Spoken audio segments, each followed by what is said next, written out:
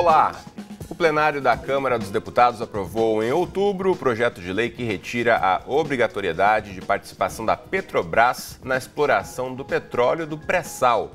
O texto altera a Lei 12.351 de 2010 para que a Petrobras tenha a opção e não mais a obrigação de atuar como operadora dos campos de exploração em alto mar.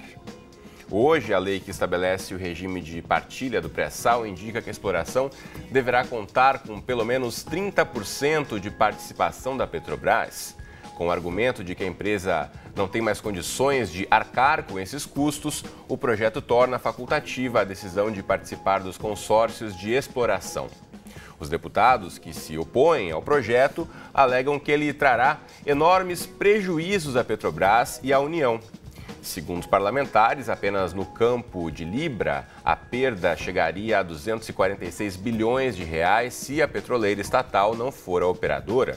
Além disso, como parte dos royalties do petróleo é destinada por lei à formação do Fundo Social, que atende à saúde e educação públicas, os opositores do projeto alegam que esses dois setores perderiam cerca de 50 bilhões de reais. O debate de hoje, então, vai discutir aqui o futuro do mercado de petróleo brasileiro. O setor chegou a ser responsável por 13% do PIB nacional em 2014 e foi um dos mais afetados pela crise econômica e política que tomou conta do país. Diversos analistas afirmam que a queda de 3,8% do PIB no ano passado tem relação direta com a crise da Petrobras e da cadeia de petróleo e gás no Brasil. Como fazer a empresa sair desse quadro negativo e impulsionar investimentos? A entrada de mais capital estrangeiro seria positiva para os negócios da Petrobras? Bom, para debater aqui no estúdio, no programa de hoje, contamos com a participação de Maria Beatriz de Albuquerque Davi, que é professora das Faculdades de Direito e Economia da UERJ, e também conosco está aqui Alfredo Renault, que é professor do Departamento de Economia da PUC-Rio e assessor da Organização Nacional da Indústria do Petróleo. Obrigado aos dois pela presença no programa de hoje.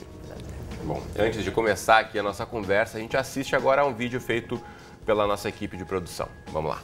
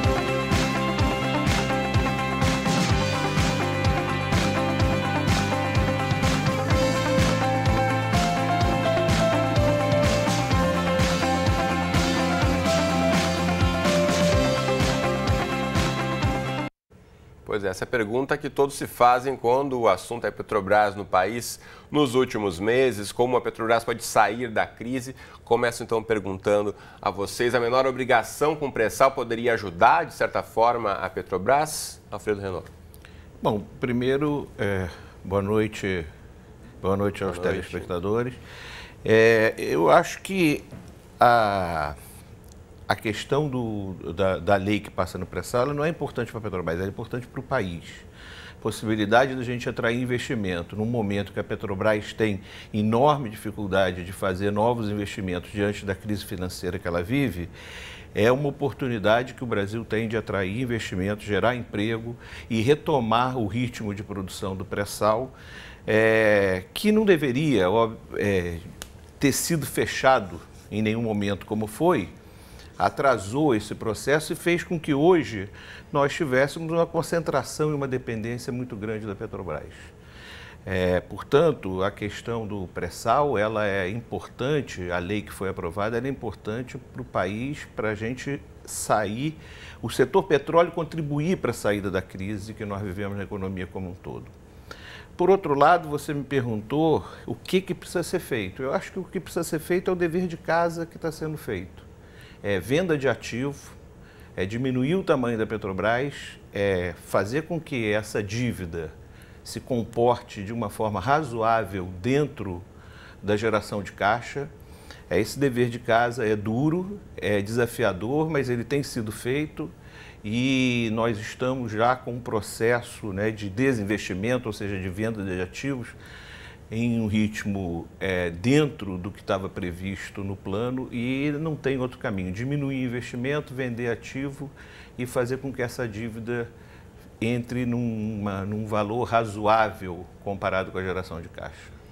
Bom, senhora Maria Beatriz de Albuquerque Davi, no seu ponto de vista, essa desobrigação da Petrobras em participar dos blocos do pré-sal, isso pode ajudar a estatal? É importante para a estatal e é importante para o país. Primeiro, obrigar a estatal a estar em 30%, além de ter retardado os investimentos, obrigou a empresa a ter um tamanho que ela não tinha condição de ter. Né? E obrigou a estar em campos que lhe interessavam ou que não lhe interessavam. Ela não podia, como empresa, decidir em qual campo estar, porque ela tinha obrigatoriedade de estar em todos. Então, não era bom para a empresa, não é bom para o país, como levantou o Renault. Né? Não é bom para o país porque você fica limitado a uma única empresa e ela teria que ser muito maior para ter a condição de fazer tudo isso. Então, não é bom para nenhum dos dois lados como está a lei. Então, a mudança da lei é um avanço importante. Uma coisa é a crise da Petrobras. A crise da Petrobras é pelo grau de endividamento enorme que ela tem, é por todo o processo. São vários aspectos aí. O preço do petróleo caiu, o endividamento dela é insustentável, a possibilidade dela de recorrer, fazer novos investimentos ainda existe. Então, a empresa tem que se ajustar, não tem jeito, ela vai ter que diminuir. Como tudo que aconteceu nesse país foi superdimensionado os gastos que a gente fez, a gente achou que era mais rico do que era. Então, é uma questão do país e é uma questão da empresa também. A empresa reflete isso, ela foi a mesma megalomania. Né? Então, ela vai ter que se ajustar, vai ter que diminuir, vai ter que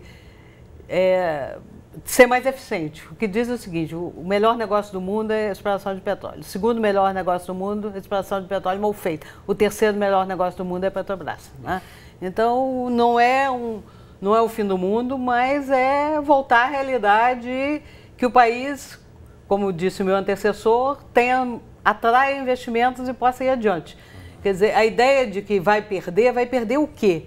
Vai perder o que achou que se ia ganhar, mas nada estava certo. Né? Então, eu digo que a gente viveu pensando que era a Noruega e gastou como se fosse a Arábia Saudita. Nós não somos nem a Noruega, nem a Arábia Saudita. Então, nós temos uma riqueza importante que nós vamos ter que adaptá-la à nossa condição. A Petrobras vai ter que vender ativos, vai ter que ficar... não pode se endividar mais e o Tesouro não pode aumentar o capital da Petrobras. Quer dizer, ele não pode ser o acionista que vai aportar mais. Então, é um choque de realidade e além dos outros problemas de corrupção, de tudo isso, que isso vai ser sanado em algum momento. Mas não é só isso. Quer dizer, um conjunto, pelo menos, de 3 fatores. A lei era errada, se pensou que o preço do petróleo alto era permanente, o que não era, e nenhum preço de commodities é permanentemente alto, tem um ciclo de preços que, em alguns momentos, foi até muito longo esse ciclo de preços elevados, por causa da demanda mundial, e é isso, em resumo. Agora, um ponto importante, né? Vocês já mencionaram alguns aspectos nesse sentido, mas para grande parte da população brasileira, a Petrobras era, né, a mega empresa e, como vocês já apontaram aqui, de certa forma, um pouco inflada num sentido negativo. Né? Durante esse ano, a gente viu que a Petrobras lançou um programa de demissão voluntária e quase alcançou a meta aí de 12 mil funcionários desligados. Esse choque de gestão pode gerar esses resultados positivos? A empresa, de fato, é muito maior do que deveria ser, Alfredo? O que aconteceu é que nós tivemos uma intervenção governamental dentro da Petrobras nos últimos anos, como nunca antes a Petrobras passou. Um nível de intervenção começa com essa pressão por investimento, investimento todo feito à base de dívida, né? A professora destacou essa necessidade de de uma megalomania, de um nível de investimento que a Petrobras teve que fazer à base de dívida. E o principal, o controle de preços que o governo fez, né, em 2013, 2014, usando a Petrobras para tentar ajudar a controlar a inflação. Isso trouxe um prejuízo. Isso é importante lembrar, né, que era o controle do preço do combustível que chegava até o consumidor comum. Exatamente. E esse controle de preço trouxe a Petrobras prejuízos enormes. Então, na verdade, a Petrobras se encontra numa situação que foi construída e que não poderia ter outra saída a não ser essa. Independente de Lava Jato, independente de preço de petróleo ter caído, a Petrobras foi utilizada para fazer controle de preços e tentar controlar a inflação, trazendo graves prejuízos para a empresa e, ao mesmo tempo, forçando o investimento. Isso gerou essa dívida que é inadmissível uma empresa com a qualificação técnica da Petrobras, com a tecnologia que a Petrobras tem, com o nível de qualificação de seus funcionários, a Petrobras tem que passar pelo que ela está passando. Professora Maria Beatriz, você concorda que, como disse o Alfredo, mesmo se não tivesse Lava Jato, a Petrobras estaria num caminho de crise como se encontra agora? A Lava Jato talvez deixe essa crise mais visível para o grande público, né? E como ela afeta o problema de governabilidade da empresa, isso afeta a visão dos investidores. Mas a empresa está endividada e fez sobreinvestimento que ela não tinha capacidade de fazer, como ele disse, através de dívida, e ela tem ineficiência também, né? O preço de estação do pré-sal é mais caro do que dos outros campos que ela tinha no passado, então ela vai ter que corrigir a eficiência também. Ela estava acostumada a certos parâmetros de produção que vão ter que ser readequados. Então o nível de endividamento é impossível. Quer dizer, a Lava Jato só deu luz a tudo isso, mas culpar a Lava Jato pela crise da Petrobras não é o ponto essencial. Pode ter colaborado, mas não é essencial. Bom, a gente sabe que alguns anos atrás a Petrobras planejava, né, investir 224 bilhões de reais em 5 anos, o que era tido como o maior plano de negócios do mundo, voltando aí às questões, né, dos superlativos, né? Mas a empresa perdeu o rumo aí com o aumento da sua dívida, que acompanhou a alta do dólar a partir de 2015 e o desenrolar das investigações da Operação Lava Jato, como já dissemos aqui. Várias empresas que prestavam serviços para a Petrobras fecharam suas portas e cidades que cresceram junto com os investimentos da empresa estão passando por dificuldades. E é o caso de Rio das Ostras, que fica no litoral norte aqui do estado do Rio de Janeiro.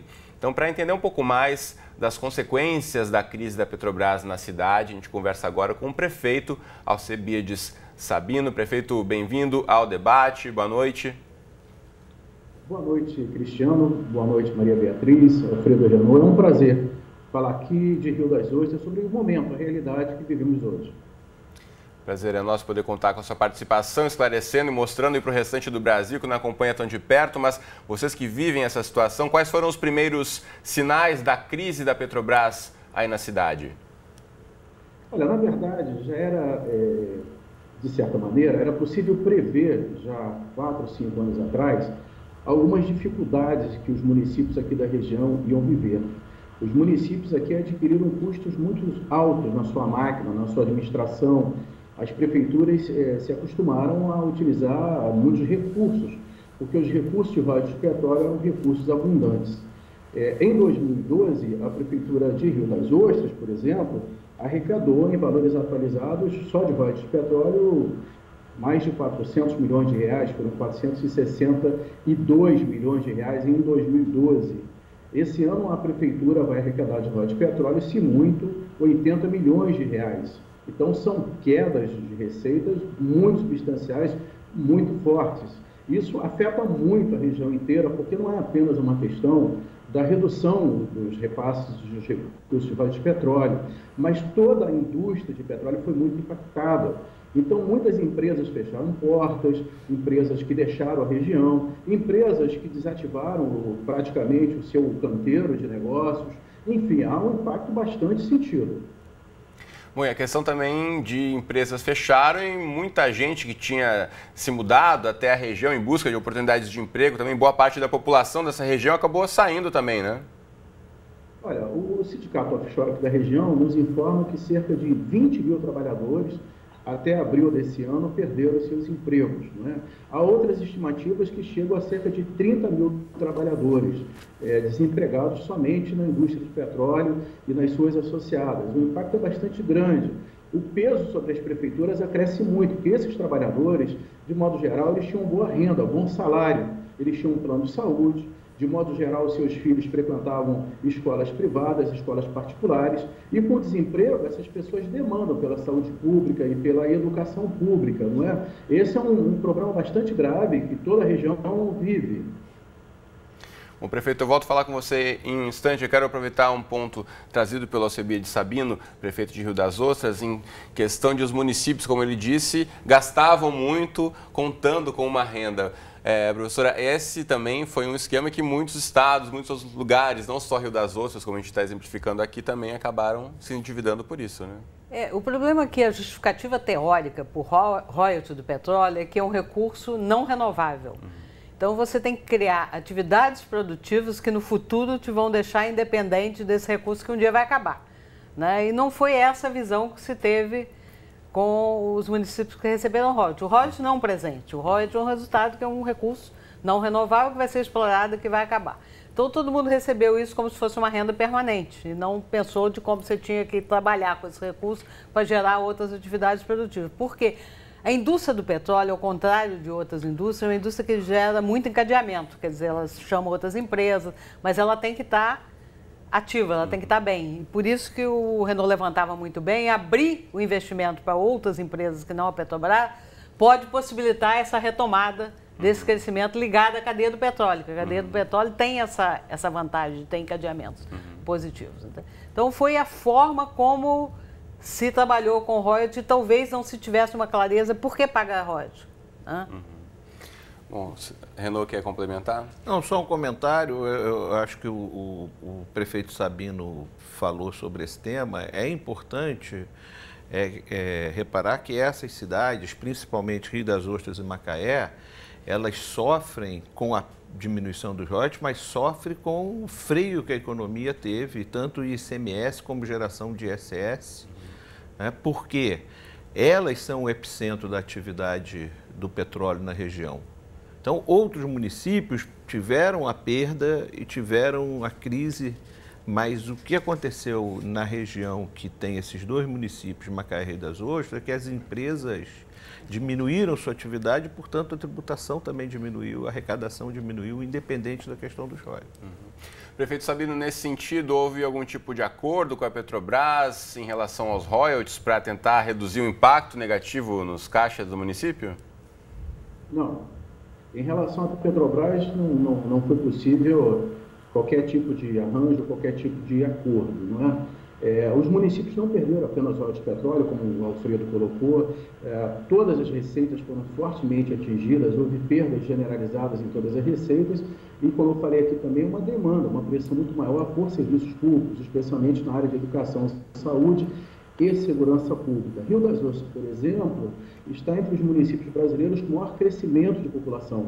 Rio das Ostras, a cada 4 ou 5 anos, dobra a sua população. Rio das Ostras, há pouco tempo, era um município de 30, 40 mil habitantes. Hoje, o município já se aproxima dos 150 mil moradores. Ainda que alguns desses moradores, porque perderam seus empregos, estejam deixando a região, muitos outros acabam vindo. Porque ainda que Rio das Ostras e Macaé passem por dificuldades, todo o estado do Rio de Janeiro passa por grandes e graves dificuldades. E a migração interna no estado do Rio de Janeiro é muito intensa. Rio das Ostras, especialmente, recebe muitos novos moradores da Baixada Fluminense e do norte e noroeste do estado do Rio de Janeiro, que são municípios ainda muito mais pobres, em situações muito mais difíceis, muito mais delicadas do que Rio das Ostras e Macaé. O que foi feito aqui na região, e é preciso também a gente entender um pouco isso, Rio das Ostras é um município muito novo. Rio das Ostras tem 24 anos como município emancipado. Rio das Ostras não tinha qualquer estrutura. Rio das Ostras não tinha sede de prefeitura, de câmara, unidades de saúde, escolas. Rio das Ostras não tinha absolutamente nada. Então, a cidade teve que se construir a partir praticamente do marco zero. É uma cidade que teve que fazer tudo para receber uma população crescente, um crescimento demográfico exclusivo. A cada ano, o Rio das Ostras recebe 10 mil novos moradores, pelo menos 10 mil novos moradores, que, repito aqui, vão pressionar os serviços públicos. especialmente de saúde, de educação, de segurança pública e serviço social. A situação dos municípios, eu concordo com o professor Alfredo, que conhece bastante, especialmente de Rio das Ostras e Macaé, é muito mais delicada. Rio das Ostras foi, proporcionalmente, o município que mais perdeu recursos, o município que mais sofreu. Sem dúvida, e como o senhor bem disse, né, aumentou muito a população e aumenta com isso também a demanda por serviços públicos, e isso a gente sabe que é um investimento muitas vezes de médio e longo prazo que não se resolve em 4, 5 anos. A gente precisa, infelizmente, já acabar o nosso tempo aqui do bate-papo, primeiro bloco do debate quase chegando ao fim, mas preciso agradecer muito então ao Alcebiades Sabino, prefeito de Rio das Ostras, por ter compartilhado um pouco aí o ponto de vista dessa comunidade que tem sofrido bastante aí desde esse epicentro da crise da Petrobras. Obrigado, prefeito. Obrigado, boa noite a todos. Boa noite. Bom, antes de a gente encerrar o bloco, só queria um comentário de vocês em relação ao município de Rio das Ostras e a região, que está nesse momento de crise, está se vendo, né, de como se resolver com uma população crescente e a falta de recursos. Uma geração, na verdade, de uma cidade como essa que vai sofrer muito ainda com os investimentos, ou com a falta deles, né, Renan? Eu acredito que tudo caminhando como tem caminhado, com essas mudanças que nós estamos tendo na parte de legislação e na gestão da Petrobras, eu acredito que a gente deva encontrar um novo ciclo de desenvolvimento do setor petróleo, se não imediatamente, mas paulatinamente, e eu tenho, com a quantidade de óleo que nós temos descoberto, tenho certeza que tanto Rio das Ostras como Macaé ainda retornarão como expoentes da indústria do petróleo, em função do posicionamento delas e das bacias. Mas é importante que nesse segundo ciclo, que eu acredito que venha a surgir passo a passo, é importante que essa região concentre esforços na diversificação da economia, coisa que não foi feita no primeiro ciclo de desenvolvimento da região. Quer dizer, que realmente ela se prepare a partir de recursos de royalties e do próprio recurso que as empresas presentes dão, para que a diversificação da economia seja um objetivo central nesse segundo ciclo. Maria Beatriz, o que precisa ser feito então para que esse próximo ciclo, como aponta o Renault, seja mais produtivo, que os mesmos erros não sejam repetidos? Eu acho que essa lição pode ser bem aprendida, né? Para não se cometer os mesmos erros de não se prever, que tem que se diversificar, que tem... Mas as perspectivas no curto prazo não são boas, a situação não vai melhorar no curtíssimo prazo. Mas se eles fizerem o trabalho correto, pensar nessa linha de que eles têm que ver outras atividades que podem seguir e ser implementadas junto com o petróleo, eles têm uma boa perspectiva nos próximos anos. Esses municípios da área aí mais ligada ao pré-sal. Ao pré-sal, no norte fluminense. Fundamentalmente se os investimentos vierem, né? Porque a gente está esperando que vai diversificar investimentos, se eles vierem, então... Mas isso não vai ser solução Não vai ser para agora, tão não rápido. Não vai ser solução rápida. Bom, a Petrobras aí por muito tempo foi e continua sendo motivo de orgulho para grande parte dos brasileiros. A gente está discutindo aqui hoje no debate qual é o futuro da nossa maior estatal. Então fica por aí que o debate já volta. Muito bem, o debate está de volta para discutir o futuro do mercado de petróleo no país. E de janeiro até julho deste ano, o setor de extração de petróleo e gás natural no Brasil recebeu cerca de 2 bilhões de dólares em investimentos do exterior. O dado consta no balanço feito pelo Banco Central no final de agosto. Até o fim do ano, as previsões dão conta de que os recursos estrangeiros no setor ultrapassarão os 4,5 bilhões de dólares registrados em 2015. E um dos motivos para essa avaliação foi a mudança proposta pela Petrobras no modelo de controle da BR Distribuidora, que agora será compartilhado. No debate de hoje, contamos com a participação aqui no estúdio de Maria Beatriz de Albuquerque Davi, professora do Instituto de Economia da UERJ, E também conosco aqui o Alfredo Renault, que é professor do Departamento de Economia da PUC-Rio e assessor da Organização Nacional da Indústria do Petróleo. Obrigado aos dois por continuarem aqui conosco. E já apresento a próxima questão, que é a Petrobras apresentou o plano estratégico para o período de 2017 a 2021, dando destaque para a diminuição da sua dívida líquida. Que análise vocês fazem dessa dívida? Tem gente que diz que é uma dívida impagável, Renault. É isso mesmo? Não, ela é pagável. Ela é pagável e, felizmente, a Petrobras está entrando no rumo certo há alguns meses, com a mudança de rota e de direção, concentrando esforços na diminuição da dívida e, principalmente, como eu já tinha citado, procurando a venda de ativos, o compartilhamento de risco, a montagem de parcerias para exploração e produção, a venda de alguns ativos, inclusive de futura produção, ativos que vão gerar caixa muito mais na frente, que não geram caixa nesse momento. Então, a dívida é pagável, o plano é desafiador e ambicioso, mas, mais uma vez, a Petrobras tem gente qualificada para fazer isso, recuperar o crescimento da curva de produção. E eu acho que o mercado já antecipou isso. Na hora que a ação sai de fevereiro de menos de R$5 e hoje vale mais de 18 ou perto de 18, isso mostra que o mercado já entendeu que a Petrobras está em novo rumo.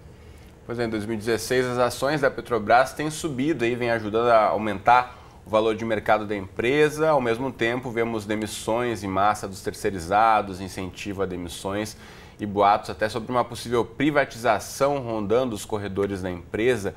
O que pode se esperar mais daqui para frente da gestão de Pedro Parente, professora? Olha, a gestão dele está indo no rumo certo. Como o professor ressaltou, a dívida é pagável, mas ela tem que estar claro que vai se pagar e que vai se pagar bem. Então, o presidente que antecedeu já vinha vendendo ativos, mas isso tem que ser muito mais acelerado. E todo esse ajuste é em benefício do próprio futuro da empresa. Então, ela vai recuperar, mas ela vai recuperar quanto mais rápido ela fizer essa reformatação do seu tamanho. Que o próprio plano estabelece também metas em relação à redução do endividamento, alcançar essas metas passo a passo vai dando também uma confiabilidade maior em relação ao mercado, né? Claro, e principalmente depois de muito tempo, a Petrobras apresenta um plano crível, um plano que tem como base perspectivas conservadoras para o preço do barril, perspectivas conservadoras para o câmbio. Então, isso tudo é visto pelo analista como uma forma de viabilidade, apesar de desafiador, de viabilidade do plano ser executado dentro do que está previsto. Bom, uma questão polêmica é o programa de desinvestimentos que está sendo implementado com o objetivo de diminuir os riscos de endividamento na estatal. O que vocês já acham dessa estratégia? A Petrobras não estaria perdendo o seu poder de atuar no mercado com essa estratégia, professora? Mas ela tem que perder, ela tem que diminuir, ela está sobredimensionada. Então, ela só vai ganhar confiança e só vai conseguir ser eficiente no futuro se ela fizer esse caminho. Então, o caminho está correto. Talvez ele tenha que ser mais forte ainda do que tem se mostrado até agora. Isso a gente vai ver a partir dos resultados do próximo ano. Né? A venda de alguns ativos tem que seguir e ela vai fazer isso tomando uma decisão de como melhor investir. Pela primeira vez em muitos anos ela vai poder fazer isso. Aonde interessa a empresa investir. Essa foi, inclusive, uma das exigências do atual presidente da Petrobras. Ele só aceitaria se ele tivesse a liberdade de tomar decisões, inclusive decisões de preço. Né? Porque você pode ter uma certa compatibilidade entre custo de exploração e preço internacional, mas você não pode ter uma defasagem muito grande, porque senão isso tem impacto na empresa.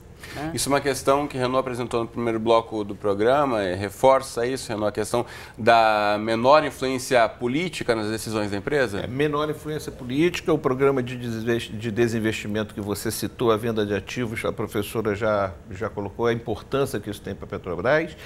E, principalmente, a mudança desse conceito estatizante que tomou conta da gente nesses últimos anos em relação à Petrobras. A gente vê, por exemplo, que se nós não tivéssemos vivido esse ambiente, né, de concentração de esforço na Petrobras, hoje talvez o problema da crise no setor do petróleo no Brasil fosse menor. As empresas privadas não têm portfólio nesse momento. Não tem portfólio porque nós ficamos sem oferecimento de áreas boas, novas, porque nós concentramos toda a perspectiva de investimento na Petrobras, e isso fez com que o setor petróleo do Brasil ficasse do tamanho que a Petrobras pode. O que não é bom para o país e não é bom para a Petrobras. Bom, uma questão muito discutida, inclusive no Congresso, em relação à votação do que foi discutido em relação à obrigatoriedade da Petrobras em participar no pré-sal, é essa exigência do conteúdo nacional, vista como um entrave para o desenvolvimento do setor. Como é que vocês veem essa questão de ver o petróleo como algo mais nacional e menos relacionado ao mercado? Olha, o petróleo é uma commodity, então achar que você vai conseguir restringi-lo, vai conseguir sim, se você tiver uma indústria ligada ao petróleo eficiente. Porque forçar isso na base de decreto não vai levar a que... Pode até acontecer durante o período como aconteceu, mas não é sustentável, né? Então, uma commodity que, inclusive, está em preços candentes no mundo. Nós temos países que, tradicionalmente, produtores de petróleo, com crises grandes, porque tem havido inovações tecnológicas enormes nessa área, tem descoberto outras formas de exploração de petróleo. Então, não é decreto, nem é vontade política que vai tornar essa indústria eficiente e competitiva. O conteúdo nacional vai existir e tem uma grande possibilidade de existir, porque essa indústria é uma indústria, como eu disse anteriormente, que gera encadeamentos para frente e para trás. Mas tem que ser não por protecionismo, e sim porque a gente está aprendendo a fazer e está fazendo melhor. Né? Eu acho que a política de conteúdo local que foi implementada nos últimos anos, ela se mostrou um fracasso e um desastre. Ela não atendeu nem às empresas produtoras de petróleo, nem aos fornecedores, e ela não trouxe o que é essencial para a próxima etapa, que é a busca da competitividade do nosso fornecedor. Nós não podemos pensar com a indústria brasileira pagando mais tributo do que o importado, como é no caso do petróleo. Quer dizer, nós não podemos pensar que com essa assimetria tributária nós vamos poder desenvolver uma política protecionista, porque isso vai prejudicar o outro lado. Então, a política de conteúdo local se mostrou fracassada. Nós não incorporamos os valores de competitividade que poderíamos e deveríamos ter implementado ao longo desse período de tanto investimento, e, ao mesmo tempo, isso trouxe ônus para a indústria de petróleo. Então, essa política precisa de ajustes, e ajustes serão feitos, não há a menor dúvida mais de que ajustes na política do local serão feitos. Bom, a gente vai chamar agora também para a nossa conversa, aqui para o nosso debate, o Paulo César Ribeiro Lima, que foi funcionário da Petrobras durante 15 anos e hoje é consultor legislativo da Câmara dos Deputados. Ele fala com a gente direto de Brasília. Bem-vindo ao debate, Paulo. Tudo bem com você? Ô, Cristiano, tudo bem. É um prazer estar conversando aí com vocês na TV Futura, né? Prazer é nosso poder contar com você aí, graças ao advento da internet, nossa comunicação direta. A gente está acompanhando aí alguns projetos de lei no Congresso com o objetivo de aumentar a participação do capital estrangeiro no pré-sal. Quais são os argumentos a favor e os argumentos contra dos deputados? Essa exigência de conteúdo nacional tem sido vista como um entrave por muitos aí. Você concorda? De fato, a província do pré-sal, ela tem todos os tipos de reservatórios que você possa imaginar, né? Tem áreas extremamente estratégicas, tem áreas boas, tem áreas ruins, tem áreas péssimas, né? Tem áreas que, de fato, não interessam à Petrobras, inclusive onde o pré-sal foi descoberto, né, que foi Paraty, a Petrobras já devolveu.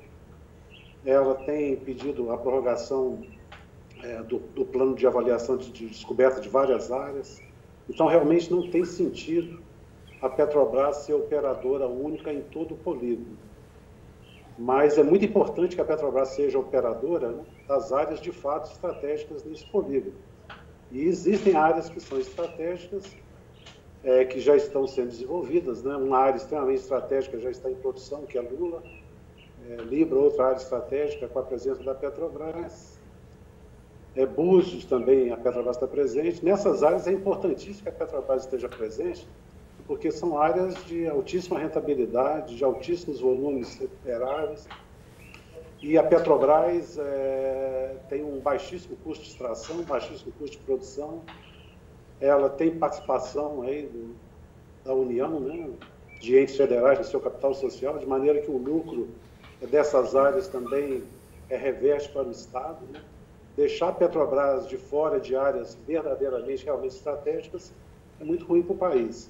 Mas se a gente considerar que no pré-sal aí, a gente tem aí cerca de 30 áreas para serem licitadas, eu enquadraria como estratégica talvez umas 3 áreas apenas, né?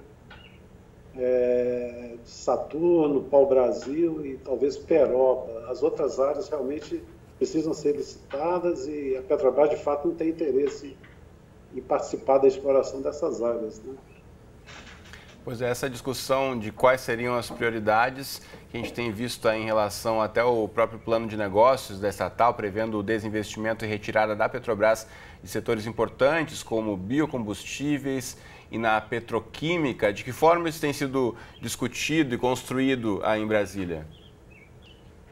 Bem, no Congresso essa discussão precisava avançar, né?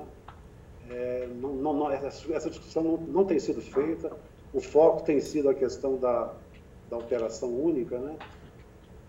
Eu discordo aí dos técnicos que estão participando desse programa, né? Eu acho que a Petrobras não está caminhando na direção correta. A Petrobras tem uma geração de caixa extraordinária, 170 bilhões de dólares nos próximos 5 anos.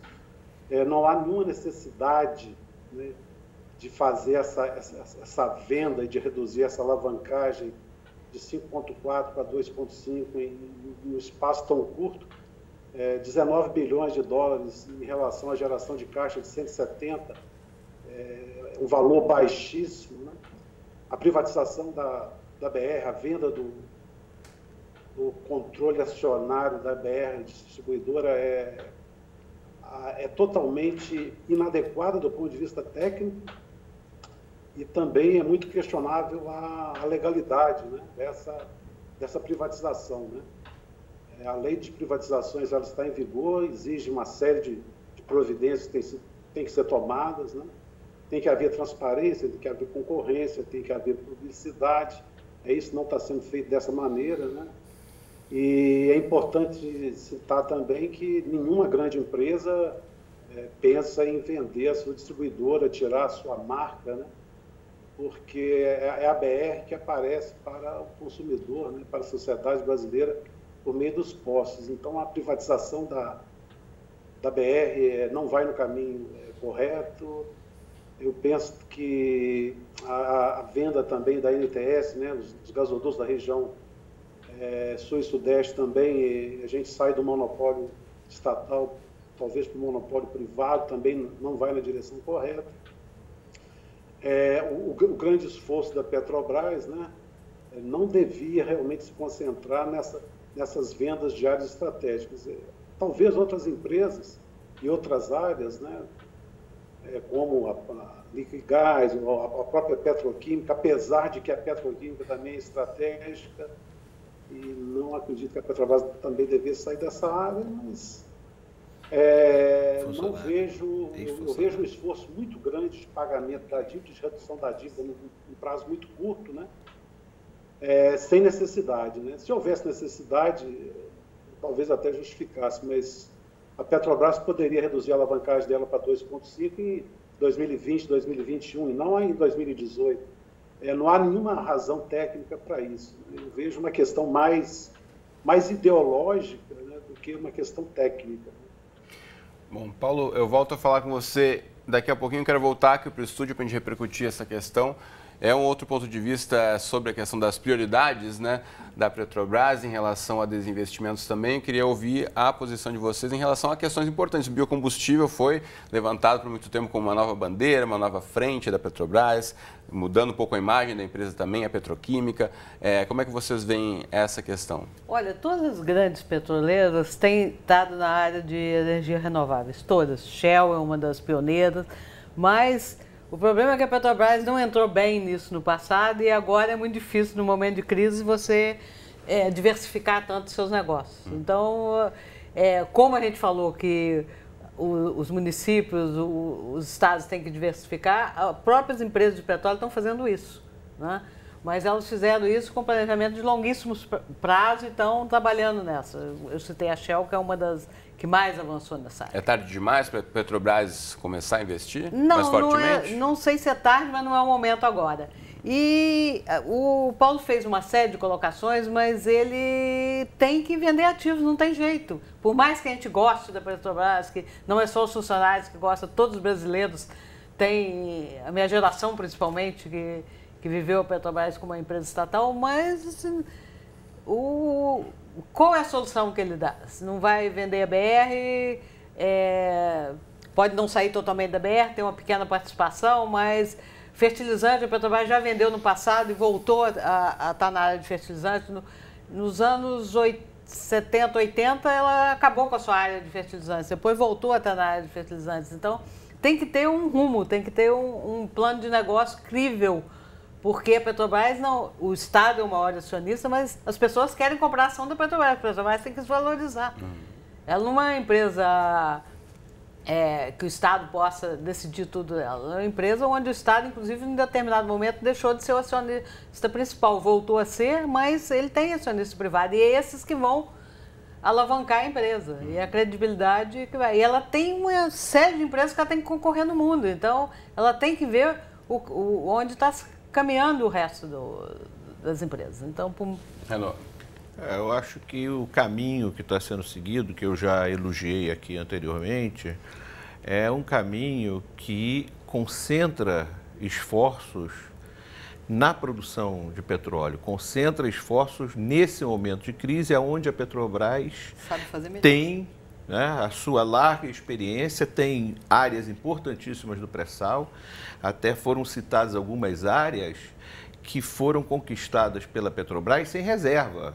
A única área do pré-sal que a Petrobras está sobre o modelo de reserva é Libra. As outras áreas todas que a Petrobras está presente, ela está presente porque ela optou e conquistou esse espaço pela importância que ela tem no país. A Petrobras não teme disputa em leilão, né? Ela sabe escolher bem as áreas, sabe valorizar as áreas. O leilão beneficia a Petrobras muito mais do que a garantia e obrigação como a gente via vivendo. Então, eu acho que essa solução de sair de algumas áreas, né, até levando em consideração a preocupação que foi colocada pelo Paulo, né, em relação à preocupação em relação ao monopólio privado, a troca de monopólio estatal para o monopólio privado é extremamente importante. Nós precisamos concentrar esforços na regulação na hora que a gente transita para o monopólio privado, mas isso, a escolha da Petrobras para seguir o caminho de concentrar esforços na produção e principalmente no pré-sal, ela vai ser vitoriosa. Mas qual o risco de vender esses poços, por exemplo, sem saber o real valor que eles vão ser encontrados lá? Não, o processo licitatório, ele se dá com o conhecimento que já existia por parte da Agência Nacional do Petróleo, mas a produção, ela é a que gera royalty, que gera participação especial, que gera tributo. Portanto, o risco está com a empresa. A sociedade, caso haja produção, está garantida a sua participação. Bom, a gente já tem que encaminhar para o fim do nosso debate. Claro que a questão da Petrobras não se resolve aqui no tempo do nosso programa, infelizmente, mas eu quero deixar uma questão final aqui para os nossos três convidados nesse bloco, começando pelo Paulo, que é: qual Petrobras a gente pode imaginar para a próxima década, Paulo? Bem, a Petrobras, ela sempre foi uma empresa extremamente forte, né, no Brasil. Ela foi construída em cima do refino. ela tinha a missão de abastecer o país com refino, mas, de fato, com a descoberta do pré-sal, né, onde a lucratividade é muito alta, é altíssima, né, a gente está correndo o risco de perder uma empresa integrada, verticalizada, com refino, com petroquímica, e se transformar numa empresa somente de exploração e produção, né? Caminho que não é seguido pelas grandes petrolíferas do mundo, que são integradas, né? Então, eu penso que a Petrobras passa por um processo de desintegração. Para o acionista privado, né, no curto prazo, isso realmente tem vantagens, porque quando você investe no pré-sal, o seu retorno, né, é muito mais rápido do que você fazer investimento em refino. Mas eu gostaria de ver uma Petrobras integrada, extremamente rentável em todas as áreas. Ela tem um baixíssimo custo de refino também. E os problemas da Petrobras precisam ser corrigidos, né? Houve problemas sérios, né, de corrupção, de gestão, né, que precisam ser corrigidos. Corrigidos esses problemas, né, a Petrobras precisa se manter uma empresa estratégica para o país, para o desenvolvimento nacional, né, e ela não está indo nessa rota, né? Muito bem. Então, a empresa que eu gostaria de ver foi a empresa que eu deixei quando eu saí da Petrobras. Uma empresa muito bom, Paulo. Muito forte tecnologicamente em todas as áreas, né? E o Brasil também muito forte. Há críticas aí ao Brasil, mas o Brasil é um único país que tem um programa realmente mundial de biocombustíveis.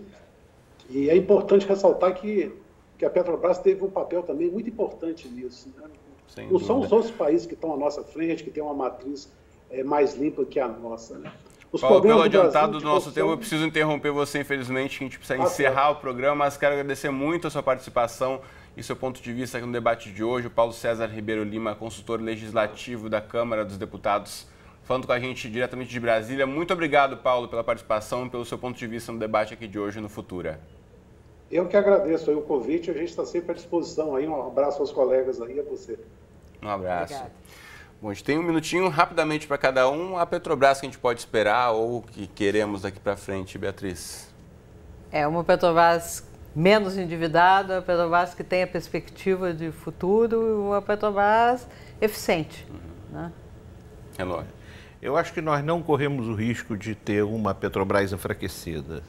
A Petrobras vai sair desse processo vitoriosa, focada, obviamente, naquilo que lhe dá mais retorno, pelo menos no momento inicial, mas a história da Petrobras é uma história que se confunde com a história do petróleo no Brasil, ela será fortalecida.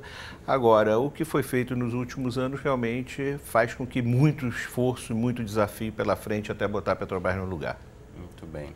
A gente vai voltar a esse assunto aqui no debate, com certeza. A gente espera aí uma longa vida, né, frutífera aí para a Petrobras, nossa principal empresa, motivo de orgulho, como já falamos aqui. Quem sabe em modelos diferentes de administração a partir de agora. Bom, muito obrigado, Beatriz, Renault, foi um prazer conversar com vocês. Obrigado pelas informações do programa de hoje. Obrigado a você e obrigado a todos que nos ouviram. Obrigado, Boa Renault. noite. Boa noite. Valeu, obrigado você de casa pela companhia, o debate fica por aqui, estamos no ar toda semana aqui na tela do Futura na TV ou qualquer hora do dia e da noite na internet. A gente se encontra, endereços aqui embaixo e horários também. Um abraço e até a próxima.